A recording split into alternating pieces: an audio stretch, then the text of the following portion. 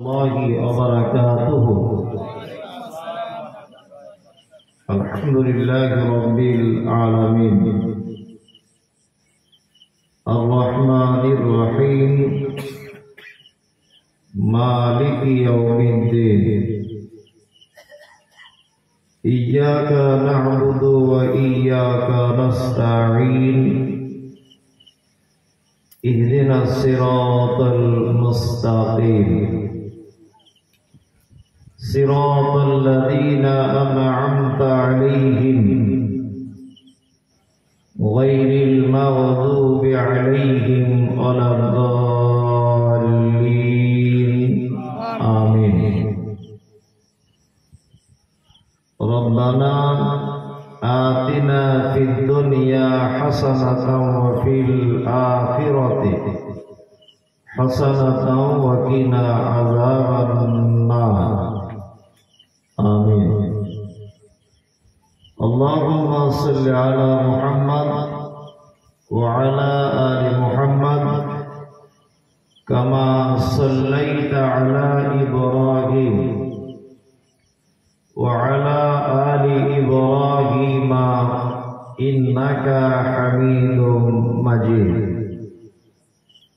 اللهم بارك على محمد وعلى آل محمد كما باركت على إبراهيم وعلى آل إبراهيم إنك حميد مجيد آمين.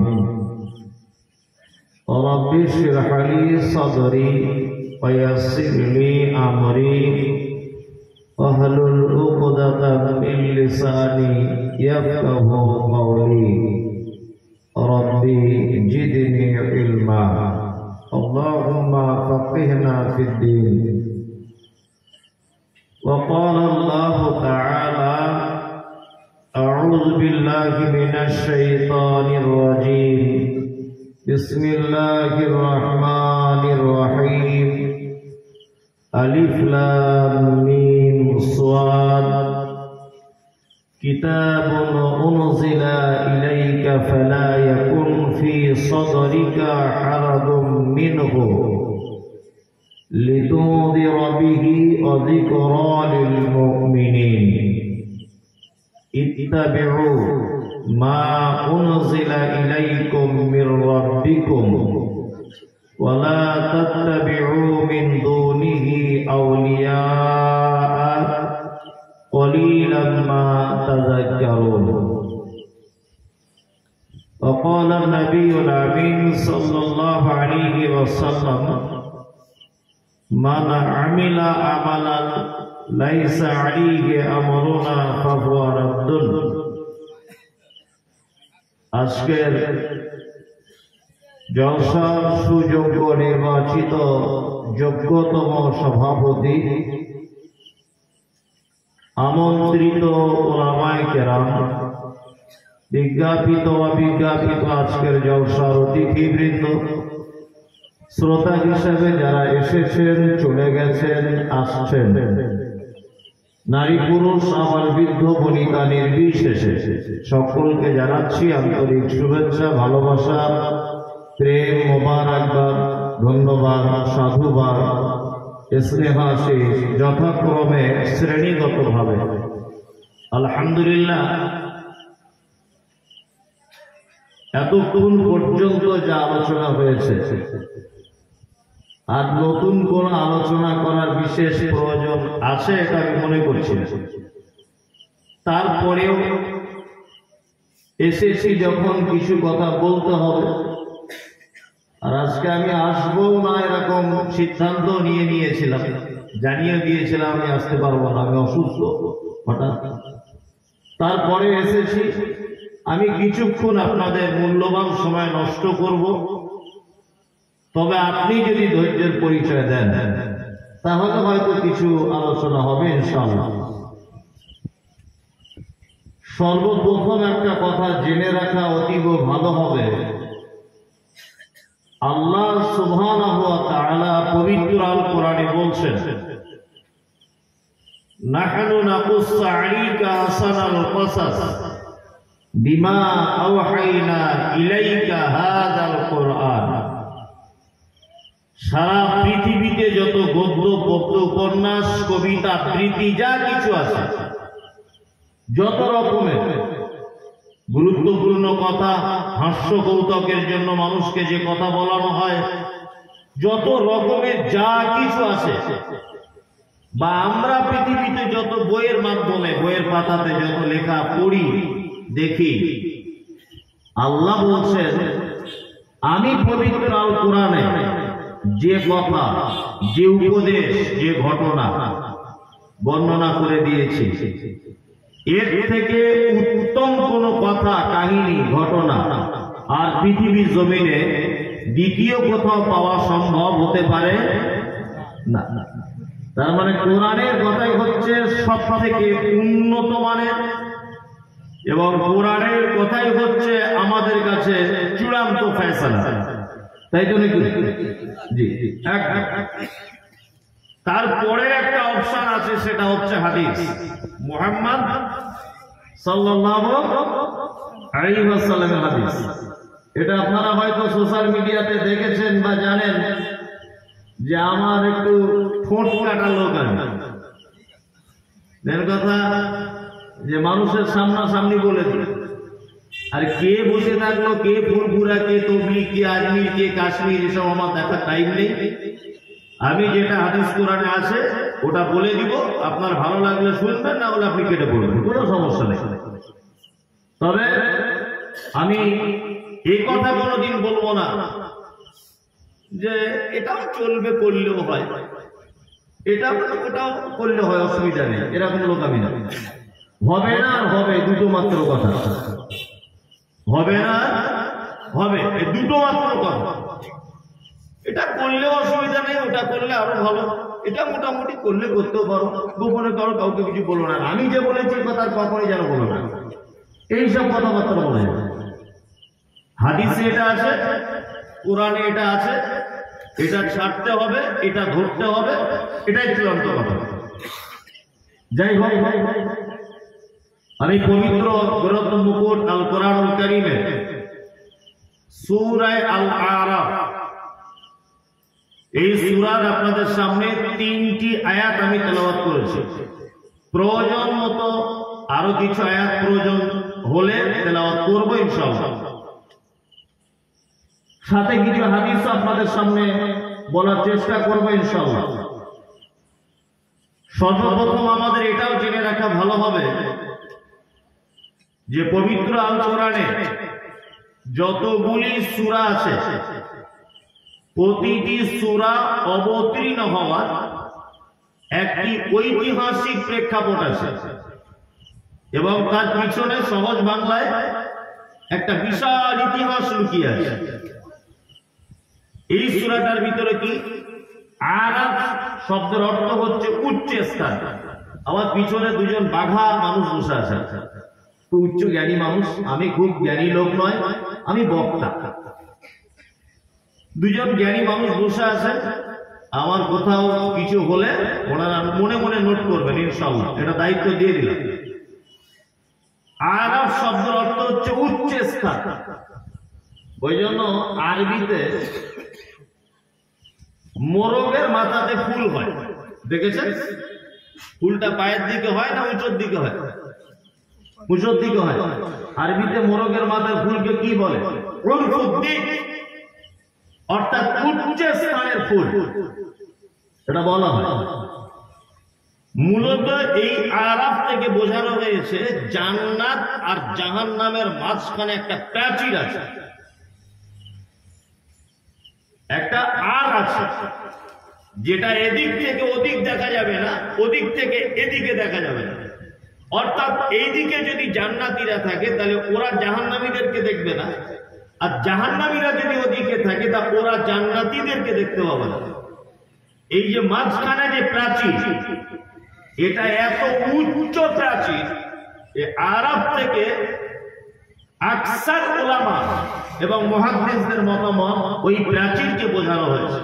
আর আল্লাহ সুবহানাহু ওয়া তাআলা জাহান্নামের কথা উঠলো সূরার ভিতরে বিস্তারিত আলোচনাও করেছে। আমি সেই আরাফ সূরা থেকে আমি কিছু কথা আলোচনা করব। আল্লাহ সুবহানাহু ওয়া তাআলা পবিত্র আল কোরআনে আরাফ সূরার সর্বপ্রথম যে আয়াতটি হচ্ছে আলিফ লাম মিম সাদ। আপনারা জানেন যে পবিত্র আল কোরআনে 29টি সূরার ভিতরে এইরকম কিছু শব্দ দেখতে পাওয়া যায়।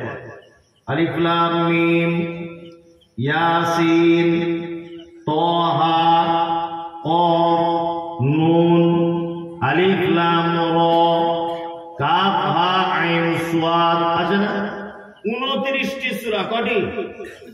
আমি সব ধরবো লাস্টে। 29টিটা মাথায় রাখবেন। এইগুলোকে বলা হয় হুরুফে মুকাত্তাআ, আরবিতে। বাংলায় বলা হয় বিচ্ছিন্ন অক্ষরমালা। আমি একেবারে একটা শব্দ আপনাকে বোঝানোর চেষ্টা করছি। বিচ্ছিন্ন অক্ষরমালা এর মানে মতলব কি? আল্লাহ সুবহানাহু ওয়া তাআলা মুহাম্মদ সাল্লাল্লাহু আলাইহি ওয়াসাল্লামকে কিছু বলেননি। আল্লাহ নবী সাল্লাল্লাহু আলাইহি ওয়াসাল্লাম সাহাবায়ে কেরামদের কিছু বলেননি। আর এই পর্যন্ত কোন মুহাদ্দিসগণের ব্যাপারে কলম চালাননি। কিছু 2-4 কথা পড়া মসজিদের ইমাম সাহেব, ওনারা অনেক রকমের বলে। আলিফ লাম মিম মানে আলিফ থেকে আল্লাহ, লাম থেকে অমুক, মিম থেকে মুহাম্মদ, হাবিজাবি বলে। এগুলো সম্পূর্ণ মিথ্যা কথা। এরপরে কথার কোনো অস্তিত্ব নেই, এগুলো এমনিতে বলে। এইগুলো যে কেন উত্তীর্ণ করা হয়েছে আল্লাহ পারেন, আল্লাহ বলে যাবে, আল্লাহ ভালো জানে। এগুলো দুনিয়ার কোনো মানুষের জানার প্রয়োজন নেই। আর একটা হাদিস আপনি এ ব্যাপারে দেখাতে পারবেন না যে সাহাবায়ে কিরামগণ কখনো আল্লাহ রাসূলকে জিজ্ঞাসা করেছেন যে এটা কেন। সাহাবীদের ভিতরে ঈমান এতটা মজবুত ছিল যে আল্লাহ রাসূল বলেছেন, শুনেছেন, মেনে নিয়েছেন, এতটুকু। কেন এটা বলার সুযোগ ছিল না। আমাদের মানে বক্তব্য রাখার একটা শব্দ যদি মিস হয়ে যায় তাহলে আমার ফোনে 12টা বেজে যাবে। আমি তো মানুষ, ধরে না, বলতে বলতে একটা কোথাও একটা মিস করেছে, হতে পারে সঙ্গে সঙ্গে মানে তার পরের দিন থেকে ফোন সুইচ অফ করা ছাড়া পাই না। এটা আপনি কেন বললেন, এটা আপনি কেন বললেন, প্রশ্ন করতে মানুষ ব্যস্ত। ওই জন্য অধিক প্রশ্ন করা থেকে নিজেকে সরিয়ে রাখে। যতটা জানার প্রয়োজন আপনি ততটাই জানেন। কিছু মানুষ আছে কাউকে ছোট করার জন্য, সে নিজে জানে তারপরে অপরে প্রশ্ন করে, তার মানে যাচাই করতে চায় যে ও কতটা জানে এটা আমি দেখি। তাকে মজলিসে ছোট করার জন্য হোক, কোন গ্রামের মানুষের কাছে ছোট করার জন্য হোক, এগুলো করে মানুষ, করে না, করে। এগুলো থেকে দূরে থাকবে। নদিয়াতে প্রোগ্রাম করতে গেলাম, তা আমি কোন একটা প্রোগ্রামে বলছি যে কাঁধে, প্রতিটা মানুষের কাঁধে 2 জন ফেরেশতা আল্লাহ সুবহানাহু ওয়া তাআলা নির্দিষ্ট ভাবে রেখে দিয়েছে। তার সারা দিনের যা কিছু কাজ ওখানে লিপিবদ্ধ করা হয়, তারা লিখে রাখে। সঙ্গে সঙ্গে একজন প্রশ্ন করে বলছে, হুজুর তারা যে লেখে, লেখার তো একটা খাতারও দরকার, তা খাতা কলমগুলো কোথায় থাকে? আচ্ছা বলি, এটা জেনে ওর বাপের লাভ কি? এটা জেনে ওর লাভ কি? এটার নামই ঈমান। এটার নাম কি? এটার নাম ঈমান। যে আল্লাহ 2 জনকে রেখে দিয়েছেন, এটা আপনাকে বিশ্বাস করতে হবে, এইটার নামই ঈমান। এটার নাম কি? ঈমান। মুহাম্মদ সাল্লাল্লাহু আলাইহি ওয়াসাল্লাম হঠাৎ সাহাবীদের ভরা মজলিসে বলছিল, এই তোমরা জানো আবু বকরের ঈমান কতটা?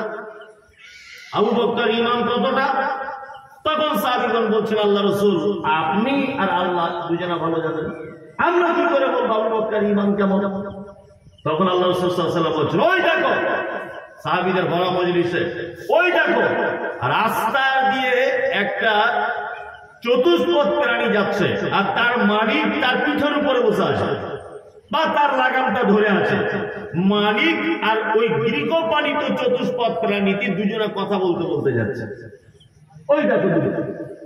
তখন অন্যান্য সাহাবীগণ বলছে, আল্লাহ রাসূল এটা কি করে সম্ভব? গরু কোনোদিন কথা বলে?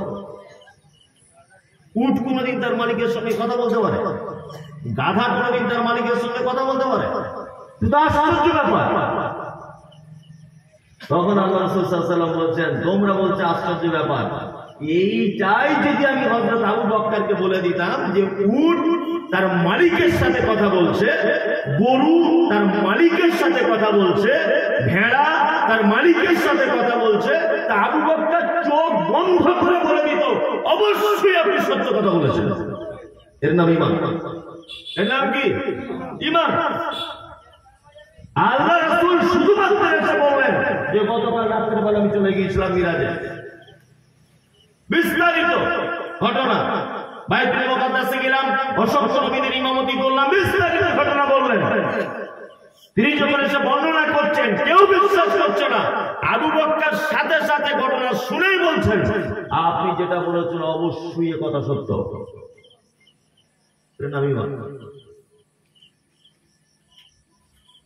অতিরিক্ত প্রশ্ন করতে যাবে না, যতটুকু জানা ততটুকু জানা।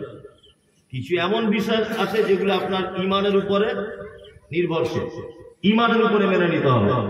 উটের গোশত খেলে ওযু ভেঙে যায়। এখন আপনি যদি বদমাইশি করে বলেন কেন ভাঙে, কেনটা জেনে আপনার লাভ কি? কেনটা জেনে আপনার লাভ কি? আপনি আল্লাহ রাসূল বলেছেন এই জন্য মেনে নেন। আল্লাহ সুবহানাহু ওয়া তাআলা বলছেন আলিফ লাম মিম সাদ, তারপরের আয়াত কিতাবুন উনজিলা ইলাইকা ফালা ইয়াকুন ফি সাদরিকা হারাজুন মিনহু লিতুযিরা বিহি ওয়া যিকরা লিল মুমিনিন। আল্লাহ বলছে এটা একটি কিতাব। কিতাবটা আপনার কাছে কেন দিলাম? কিতাব দিলাম এই কারণে আপনি এর মাধ্যমে মানুষকে আল্লাহর অর্থাৎ আমার পথে দাওয়াত দেবেন এবং জাহান্নামের ব্যাপারে লিতুযিরা বিহি তাদেরকে ভয় দেখাবেন, ওয়া যিকরা লিল মুমিনিন এবং মুমিনদের জন্য এই কিতাবটা একটি উপদেশমূলক কিতাব, মুমিনদের উপকার করবে। এইখানে আপনাকে আমি তিনটে কথা বলে রাখছি। এক, এটা একটি কি কিতাব। আল্লাহ বলছেন কিতাবুন মুনাজ্জিলা, যা আপনার উপর অবতীর্ণ করা হয়েছে, এটা একটি কিতাব। ইলাইকা ফালা ইয়াকুন ফি সাদরিকা হারাজুন মিনহু, এইটা মানুষের কাছে দাওয়াত পৌঁছে দেয়। আর এই দাওয়াত পৌঁছাতে গিয়ে যেন আপনার মনে কোনো সংকীর্ণতা সৃষ্টি যেন না হয়। তাহলে মানুষের কাছে দাওয়াত পৌঁছাতে হবে কি দিয়ে? হ্যাঁ, কোরআন দিয়ে, তাই না? এখন দাওয়াতি কাজ হয় না? এই কথা তো অনেক মানুষ রাগ করবে, অনেক মানুষ। এখন দাওয়াতি কাজ হয়, নামাজের পরে সবাই বসে আছে, একজন উঠে দাঁড়িয়ে বলছে বাকি নামাজ বাদ সবাই বসে যাবেন, দিন ও ঈমানের কথা হবে। আলহামদুলিল্লাহ, ভালো জিনিস তো, দিন ঈমানের কথা হবে। এখানে আমি মুমতাজুল ইসলাম, এখানে সজুল্লাহ, সাইফুল্লাহ, আশফাকুল্লাহ, এখানে হুজুর, কারুর কোনো ইখতিলাফ নেই। দিন ইসলামের কথা হবে, যেখানে বলা হবে আপনারা ইখতিলাফ করবেন, মতবিরোধ করবেন না। দিন ইসলামের কথা কি দিয়ে হবে? 50 জন মানুষ বসে আছে কাতারে, কাতার ভেঙে সুন্নত করে সবাই রেডি হয়ে বসেছে, দিন ইসলামের কথা শুনবে। আর যে দিন ইসলামের কথা বলবেন ওনাকে দেখতে পাচ্ছি একটা বই খুলে বসেছে, তার নাম ফাদায়েল আমল। একটা বই খুলে বসেছে, তার নাম মুনতাখাবে হাদিস।